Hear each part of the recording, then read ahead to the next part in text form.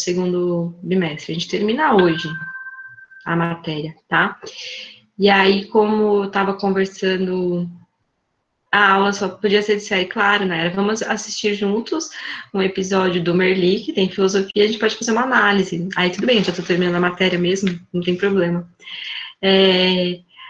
Vamos, Helena, dá para fazer. Se a gente terminar a matéria hoje, dá tempo, porque ó, a atividade de avaliação a gente já fez, a elaboração a gente já fez, a matéria do segundo bimestre a gente já termina hoje, e daí a gente deixa uma aula para revisão antes da prova. Acho que dá tempo sim, tá?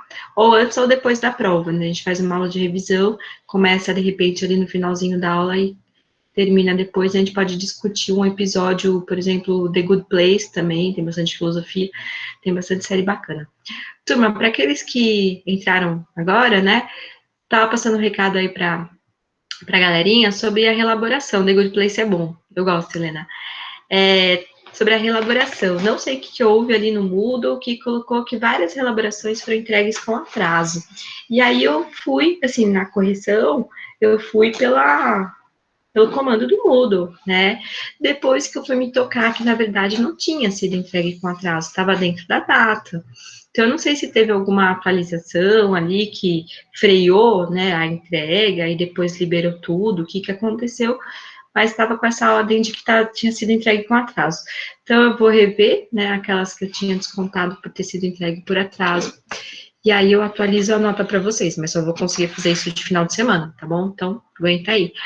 Sobre a atividade de avaliação que a gente fez em aula, eu corrigi todas, né, manualmente, tá tudo ok. Eu acho que a grande parte assim, do erro foi mais uma questão de linguagem mesmo, de interpretação daquela questão sobre a necessidade de um bem, né, que seria o uso da razão para poder sair da caverna.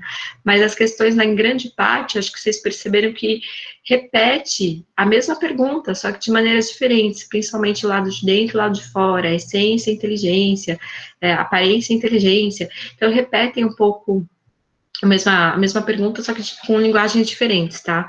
Então, na nossa prova bimestral aí cai Platão e Sócrates, a gente vai finalizar eles hoje. Tem alguma dúvida sobre a nota de elaboração, a nota da atividade de avaliação? Não? Ok. Então, eu vou começar a compartilhar. A parte da nota de atividade de avaliação, quem fez, fez, quem não fez, não rola mais, pessoal, porque foi feito em sala de aula. Eu até conferi quem não entregou se estava presente na aula, e estava presente, né, e não tinha nenhuma tentativa feita, então é porque alguma questão ali rolou. Turma, para falar em série, na verdade, a nossa aula de hoje, para quem assistiu O Senhor dos Anéis, pode botar o nome e o número aí, sim, João, esqueci de avisar, nossa chamada. Para quem assistiu O Senhor dos Anéis, vai reconhecer alguns pontos aí do Platão no filme lá do Senhor dos Anéis, que é o Anel, né? Então, a gente vai falar um pouquinho do Anel de Giges, que vai acabar indo para ética e moral de Platão e Sócrates, tá? Tem algum fã do Senhor dos Anéis aí na nossa sala? Pessoal? Ninguém? Os fanáticos pelo Senhor dos Anéis? Meu Deus, nunca nem assisti um filme deles.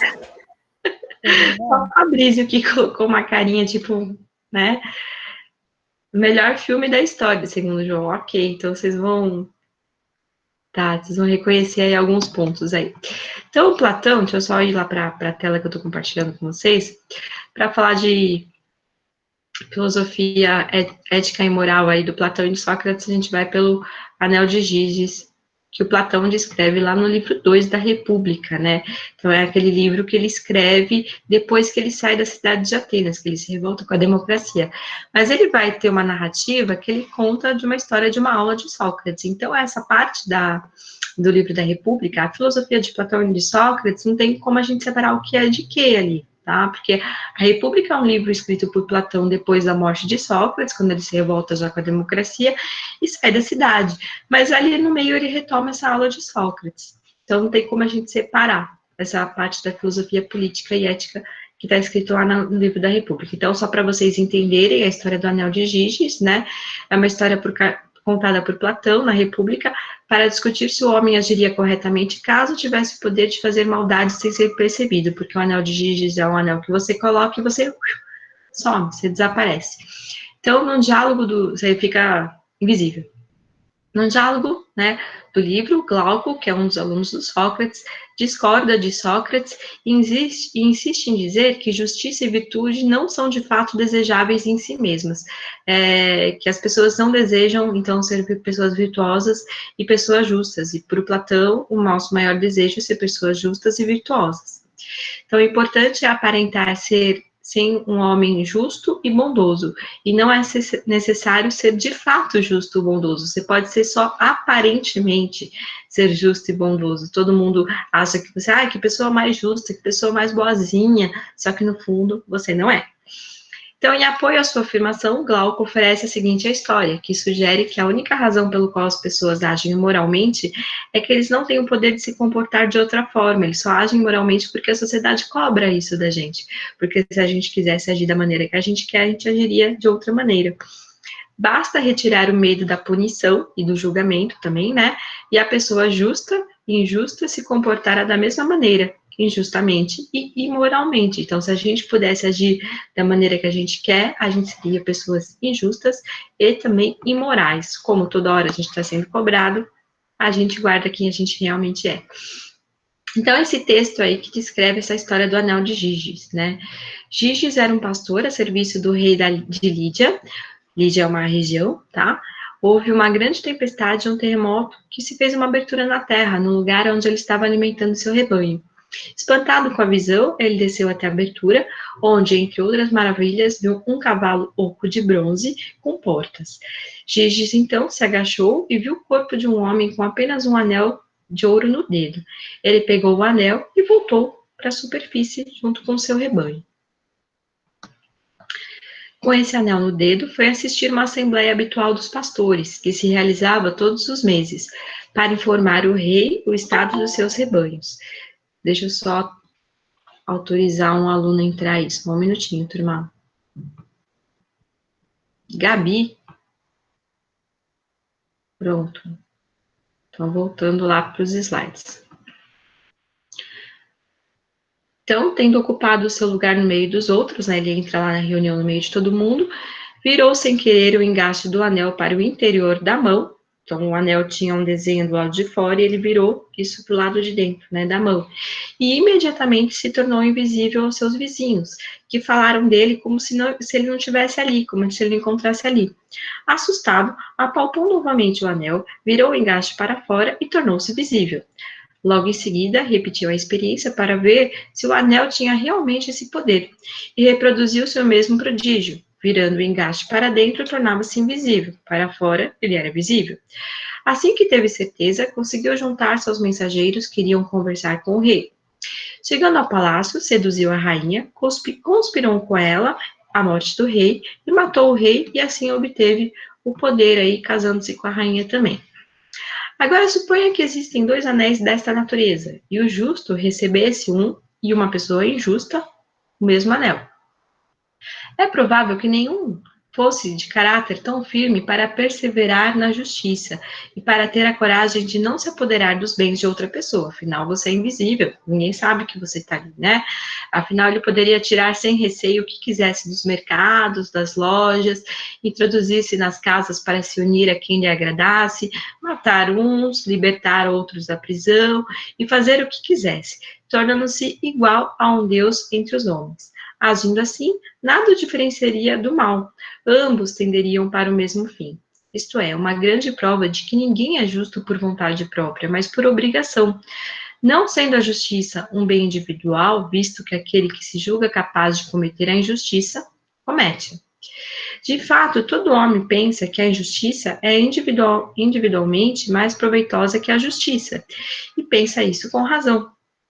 Segundo os partidários desta doutrina, pois, se alguém recebesse a permissão de que falei e jamais quisesse cometer a injustiça, nem tocar os bens de outra pessoa, pareceria o mais infeliz dos homens e o mais idiota, aqueles que soubessem da sua conduta.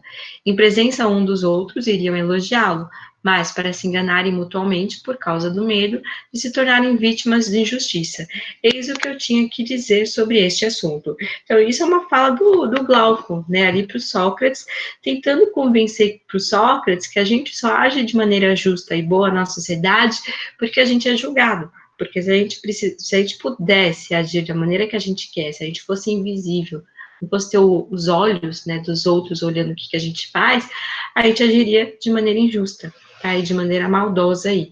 E mesmo se soubessem que a gente teve essa capacidade, essa oportunidade aí de agir de maneira errada, a gente seria julgado aí como aquele que é um bobo, né, que fez porque quis.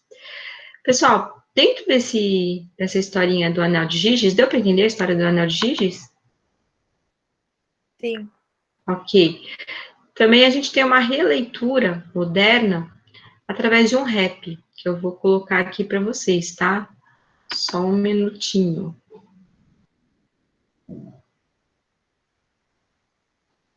As tecnologias às vezes acabam me complicando a vida, né? Vamos lá, YouTube. Calma aí que eu já começo a partilhar, peraí. Qual é o... pulando a propaganda, né?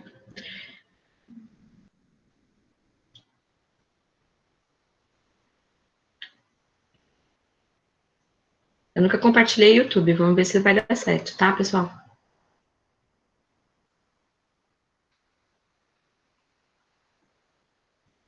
Dá para ver aí? Sim. Mais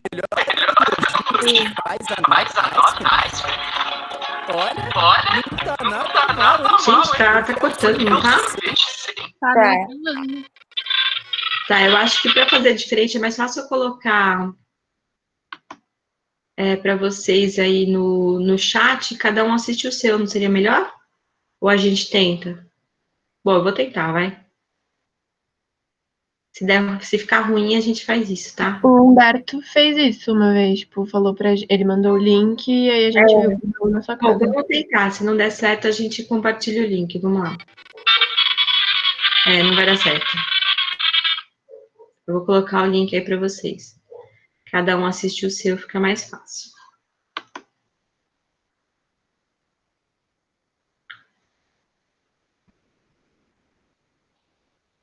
Vou dar o tempo do vídeo, tá, pessoal?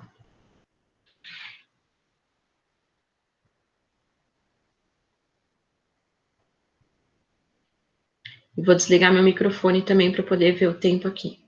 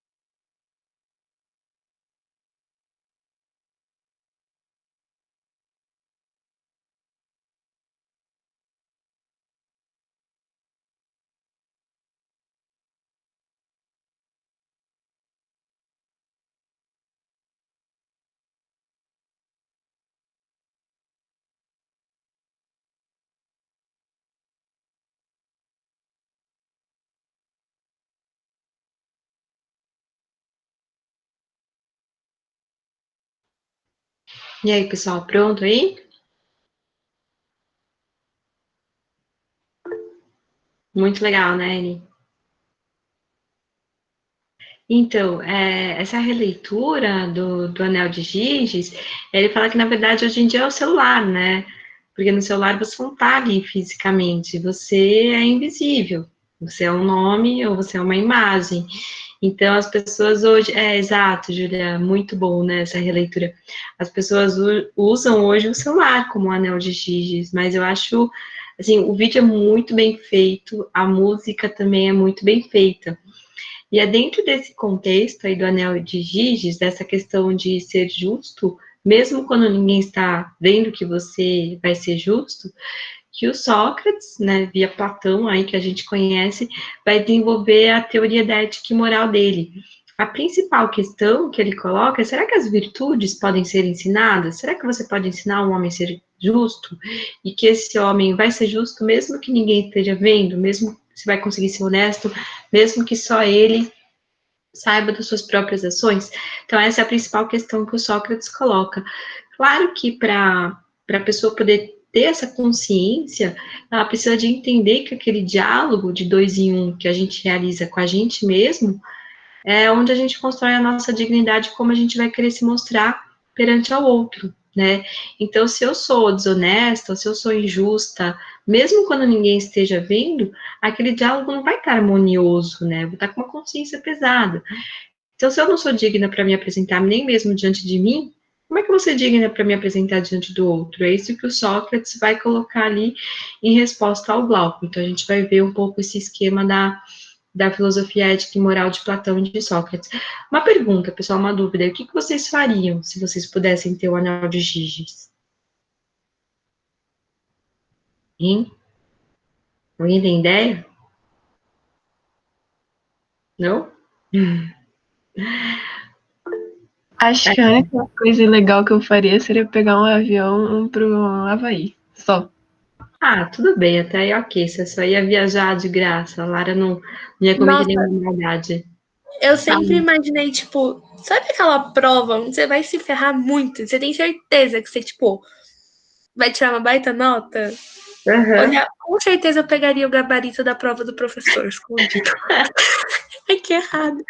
Mas também Boa. viajaria. Pegar, tipo, primeira classe de graça, gente. É muito bom. Sempre. Boa. O Fabrício falou que não ia usar porque ele ia esquecer que o anel existe. A Carol ia continuar vivendo, ok. O João Vitor ia pegar dinheiro por aí. A Melissa ia entrar no cinema escondido. Pô, até que vocês são bonzinhos, pessoal. Vocês foram bonzinhos aí, não aprontaram nada de nenhuma maldade grande, vai. O que eu faria, Helena? Não sei, sabia? Mas eu acho que viajar para o Havaí, eu ia viajar para o Havaí junto com a Lara. As duas iam invisíveis aí, ia ser uma boa. Também comer muito. Pensou assim, entrar na cozinha de um restaurante, pegar os pratos prontos? Ó, isso ia ser bom, hein? Ia comer muito. Então, vamos, Lara, vamos para o Havaí invisível. Boa. Ó, exatamente. Aí não dá para fazer algo muito pesado porque a consciência vai pesar. Sim, porque é sinal de que a gente tem consciência dos nossos atos, né? Ainda bem. Então é dentro disso aí que a gente vai continuar, então, a filosofia. Eu acho que, tipo, a pior coisa que eu faria, eu tenho obsessão em sorvete de menta. Então, talvez, assim, roubar um pote da sorveteria e tal. Mas, assim, então, era capaz de eu deixar uma parte do dinheiro, porque eu ia ficar me sentindo. Já pensou se descobrem, mano? Ah, Mas mas também, assim, você pode não tudo. é um crime muito. Você não tá matando Né? ninguém. É, você tá Exatamente. Tem algum seu preferido de algum lugar, Ana, já que você é tão obsessivo em sorvete de menta? Nossa, qualquer lugar. Se for sorvete de menta, já tá ótimo, assim. É impossível sorvete de menta ser ruim. Mas tem algum que você fala, meu, daquele lugar é o melhor? Da abate de lata, é muito bom. Tá, bom saber, porque assim a próxima vez eu peço de menta, tá? Prova, é maravilhoso, vale muito a pena. E o de frutas vermelhas. Tá, vou provar, já que a Ana falou, eu quero... Nunca tomei o sorvete de menta da Bate de Leite, então vou experimentar. Pessoal, então vamos lá. Ética e moral em Platão e Sócrates, para a gente finalizar o nosso segundo bimestre. Então, essa reflexão aí, eu vou explicar os slides, tá? Eu não vou ler especificamente. Então, essa reflexão sobre os valores, sobre essa questão da justiça e da injustiça, de como que agiria na sociedade, já faz parte também do próprio método socrático, que era a maiêutica, de fazer as pessoas nascerem as suas próprias ideias, suas próprias opiniões. E ali, naquele nascimento da opinião, da ideia, o Sócrates já percebia se a pessoa era boa e justa também. E aí ele induzia, através daquelas perguntas de ordem de valores morais, né, como o que é a coragem, o que é a temperança, o que é a justiça, o Sócrates ia mostrando para os seus alunos também a importância dessas virtudes serem colocadas em prática na sociedade. Então, era uma maneira de ele educar dentro das virtudes, né, da época dele, que eram pregadas, que não mudaram muito também, né, a questão da justiça, da honestidade, da temperança, mostrar para o aluno que elas são boas e são importantes, mas fazer com que ele percebesse isso por si mesmo, né, através daquele processo da maiêutica.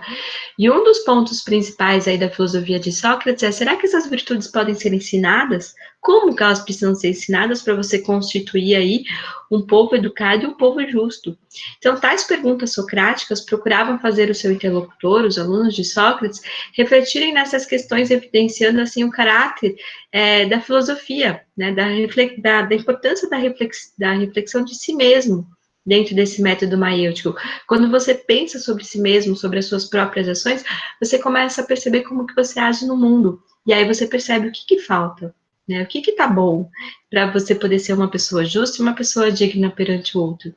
E o Sócrates não parava por aí, né? Então, esses valores que os atenienses chamavam, de uma maneira geral, e de virtude, faziam com que Sócrates os interrogasse as pessoas para saber o que é a virtude. E se Sócrates tivesse como resposta que a virtude é agir em conformidade com o bem, aí ele ia mais longe, né? Perguntava, então, o que é o bem? Porque o que determina o que é o certo e o que é o errado, o que é o bem e o que é o mal, somos nós, humanos. E o que garante que aquilo que a gente determina o que é o bem seja o bem mesmo? Então, ele ficava procurando provocando as pessoas até elas perceberem a importância de se agir de maneira virtuosa, de agir em conformidade com o bem.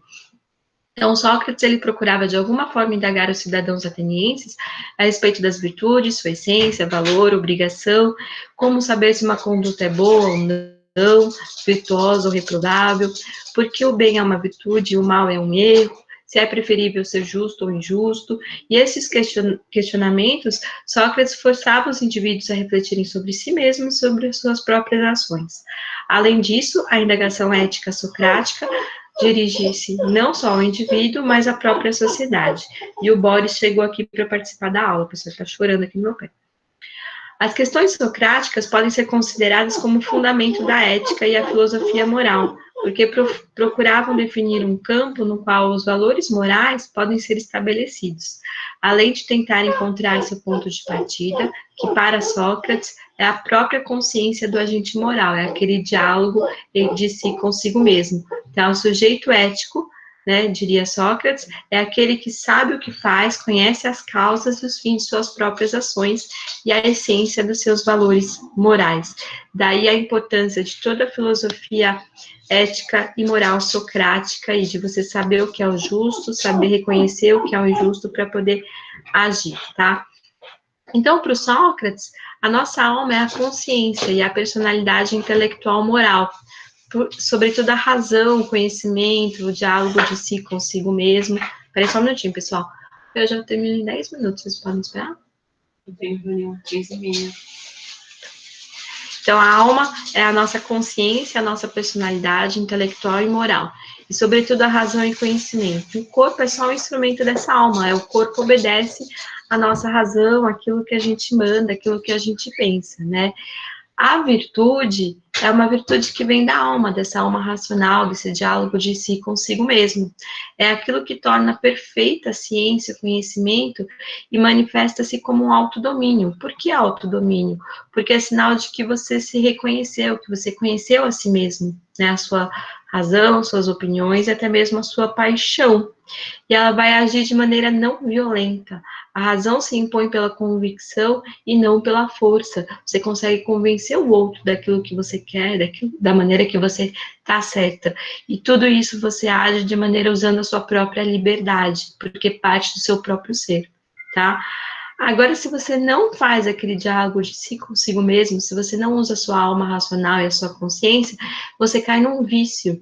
E o que é o vício para o Sócrates? É a ignorância. E por isso que para o Sócrates ninguém peca, ninguém erra, ou ninguém é injusto de maneira voluntária, mas sim a falta daquele diálogo de si consigo mesmo. Pelo fato de eu não construir essa minha dignidade humana, eu acabo errando, eu acabo cometendo injustiças. Então, as diversas virtudes são recondutíveis à unidade, né? E também ao vício, que é a ignorância do bem e do mal. O que seria o vício? Então, é a ignorância. O que significa a palavra ignorância? É aquele que não usa a razão, ignoratio. Então, ele não constrói aquele diálogo e não constrói a sua própria dignidade. E aí, finalizando já, a moral é a parte culminante da filosofia de Sócrates, que ensina a bem pensar para bem viver. Seu filosofar é ético, não apenas porque pretende conhecer o bem, porque através da refutação rechaça as falsas opiniões sobre o bem. Então, todas aquelas opiniões que a gente tem sobre o bem são eliminadas diante daquele diálogo que a gente faz consigo mesmo. E também transforma efetivamente os seus interlocutores e os seus alunos. Eu falei para vocês que o Sócrates provocava os alunos para mostrar que, na verdade, as ideias já estão dentro de si mesmo. Então, não se trata de uma questão só teórica. O modo de vida do próprio Sócrates foi o modo da sua própria filosofia. Então, é uma atitude prática da filosofia que o Sócrates tinha, né? De agir bem e fazer nascer as ideias dos outros. O que importa para o homem de bem viver honestamente, sem cometer injustiça, nem mesmo em retribuição a uma injustiça recebida, agir por vingança, né? A virtude adquire-se com a sabedoria, com o conhecimento, tanto é que o vício é ignorância, né? Ou antes com ela se identifica. Para o Sócrates, grandeza moral e penetração especulativa, virtude e ciência, ignorância e vício são sinônimos. Se músico é o que sabe música, pedreiro é o que o sabe edificar, justo é aquele que sabe o que é justiça. E para você saber o que é justiça, você precisa de usar a consciência e a sabedoria e até mesmo a própria filosofia. Tá? Então, essa identificação da virtude com o conhecimento, ciência, sabedoria, é conhecida como intelectualismo socrático, porque é através do nosso intelecto, do nosso pensamento, que a gente alcança essas virtudes. A tese socrática da virtude como conhecimento implica em duas consequências. Primeiro, a virtude, cada uma e todas as virtudes, sabedoria, justiça, fortaleza, temperança, é ciência, é conhecimento. E o vício é ignorância, é falta de conhecimento, é falta do uso da razão. E ninguém peca voluntariamente porque quer. Quem faz o mal faz por ignorância do bem, porque desconhece o que é o certo. Claro que esse tipo de julgamento não cabe mais nos dias atuais, né? Porque a gente sabe que um dos códigos da legislação, uma das leis, é que todo cidadão precisa conhecer a Constituição daquele país. Então, se você age de maneira contrária àquilo que é colocado na Constituição, você errou. Tá? Errou por quê? Porque você desconhece aquela lei, mas é a obrigação de todo cidadão conhecer a lei. Bem? Então, tem esse ponto aí que é usado até o dia de hoje. Então, para o Sócrates, o homem, por natureza, procura sempre o bem, mas nem sempre pratica o bem. Todavia, quando pratica o mal, não o faz porque se trata do mal, mas porque espera daí receber algum bem, ainda que esse bem seja em função do interesse particular. Mas o agir de tal modo, o homem não faz mais do que enganar-se, ou seja, age por ignorância, porque não tem o conhecimento do verdadeiro bem. Conhecimento do bem, que é aquele que a gente só recebe quando a gente sai totalmente da caverna, com o uso da razão, é necessário para praticar o bem. Pois como podemos praticar o bem se não sabemos o que ele é? Em consequência, para Sócrates, como para quase todos os filósofos gregos, o pecado ou o erro se reduz ao erro de cálculo, ou um erro de razão, justamente a ignorância do verdadeiro bem. Ou seja, quem não sai da caverna, quem desconhece o que é o bem, acaba praticando o mal. E aí, finalizando, eu coloquei alguns trechos do Mênon e alguns trechos do Sócrates, da maneira que ele escreve sobre essa questão do que é o bem e o que é o mal. Se virtude é conhecimento, né, o uso da razão, um conhecimento que se atinge de dentro para fora, então ela só pode ser alcançada mediante o máximo conhecimento de nossa realidade interior, conhecimento de si mesmo, daí a importância de conhecer-se a si mesmo. A introspecção é o característico da filosofia de Sócrates e exprime-se no famoso lema "Conhece-te a ti mesmo", que foi o tema daquela atividade de avaliação que eu coloquei para vocês, como sendo o ápice da sabedoria, que é o desejo da ciência mediante a virtude. Mas essa virtude pode ser ensinada? Sócrates trata desta questão de modo mais específico nos diálogos Protágoras, Górgias e Mênon, que são alunos de Sócrates, que ele vai ter esses diálogos sobre essa questão da virtude. No Mênon, o Sócrates escreve o seguinte, Sócrates argumenta, salientando a dificuldade de discutir a questão de se a virtude pode ser ensinada sem desvelar antes o que é virtude. Afinal, a gente precisa saber o que é virtude para poder saber se ela pode ser ensinada, o que faz discutir hipoteticamente o caso do anel de Giges aí. Eis o que torna difícil a tarefa de ensinar a virtude. Para ensinar a virtude, é preciso antes conhecê-la. Mas quem seriam tais mestres da virtude? O que é a virtude? Onde podem ser encontrados? Aí, segundo Sócrates, os mestres da virtude não podem ser encontrados em parte alguma, bem como seus discípulos, o que torna a possibilidade de ensino da virtude irrealizável, porque a virtude está dentro de cada um de nós e a gente precisa de buscar, através desse diálogo socrático de 2 em 1, saber o que é o certo, o que é o bom e o que é o justo para poder agir de maneira certa, de maneira boa e de maneira justa também na nossa vida. E aqui finalizamos o nosso segundo bimestre com a filosofia de Platão e Sócrates. Alguém tem alguma dúvida, pessoal, sobre essa parte da ética? Gostaram do anel de Giges aí, que tem todo tirado a ideia lá do Senhor dos Anéis também? Algum comentário? Podem falar, turma, vamos lá. Tá, colocaram aqui, se para ensinar a virtude é preciso o quê? Então, segundo Sócrates, a gente não ensina, né? Segundo Sócrates, a virtude já está dentro de cada um de nós. O que a gente precisa fazer é ir buscar em nós mesmos o que são essas virtudes, através desse diálogo de 2 em 1, desse processo da maiêutica, da interiorização. Acaba muito rápido. Deu para entender o que se dá para ensinar ou não a virtude? Tá, a gente só aprende a virtude através dessa interiorização, dessa construção da dignidade de si mesmo, através do diálogo de 2 em 1, para saber como que você quer se apresentar diante da sociedade, tá? Eu adoro essa parte do anel de Giges também, acho uma questão interessante, né? Será que a gente agiria de maneira honesta e correta se a gente tivesse a oportunidade de fazer tudo o que a gente quer, né? Tinha que ser mais uma aula, Helena, concordo, passa muito rápido a aula, mesmo a aula presencial, né, passa rapidinho, assim, gente, uma aula por semana, é 1, 2. Pessoal, é o seguinte, eu vou pedir para vocês darem uma olhada em todo o material, tá, porque na próxima aula, nossa última aula antes da prova, a gente já fez todas as avaliações, tudo bonitinho que a gente tinha que fazer. Aí, na próxima aula, então, venham com dúvidas, assim, sobre o mito da caverna, essência, aparência, ética, moral, política, sofocracia do Platão. Tudo que vocês tiverem de dúvida, anotem aí, a gente tira na próxima aula, no comecinho.